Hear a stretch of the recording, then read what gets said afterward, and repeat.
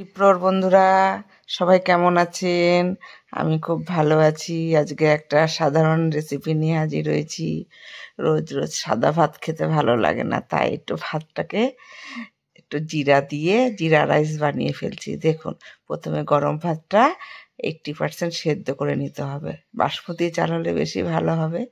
আমার বাসমতি চাল দিয়েই করার চেষ্টা করেছি।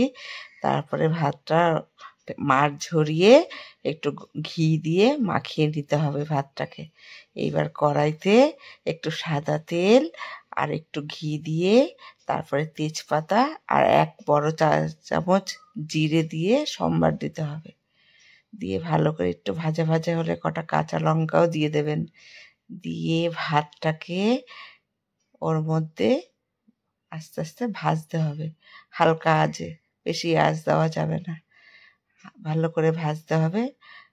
আর ভাতটাকে ঘি দেওয়া ভাতটাকে ভালো করে ভেজে তারপরে ওর মধ্যে পরিমাণ মতো নুন, একটু চিনি একটু দিয়ে দিতে হবে।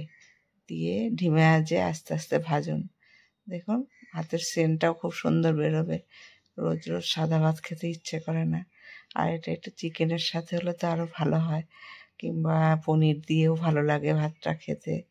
খুব ভালোই লাগছিল খেতে, খারাপ লাগছিল না। এইবার ভাতটাকে ভালো করে ভেজে ডিমে আছে ভেজে তারপরে ওর মধ্যে একটু চিনি আর একটু নুন দিয়ে দিলাম। চিনিটা কিন্তু ব্রাউন সুগার ব্যবহার করেছি, আর নুনটা হলো পিঙ্ক সল্ট ব্যবহার করেছি, কারণ খাবারটা একটু হেলদি হবে, সুস্বাস্থ্যকর হবে। তারপরে লাস্টে একটু ধনেপাতা ছিটিয়ে নামিয়ে নেব। খুব সুন্দর হয়েছিল খেতে। আপনারাও ট্রাই করবেন, আর কেমন লাগলো কমেন্টে জানাবেন। আজকের মতো এইটুখানি। আবার পরবর্তী ভিডিও নিয়ে খুব তাড়াতাড়ি চলে আসব।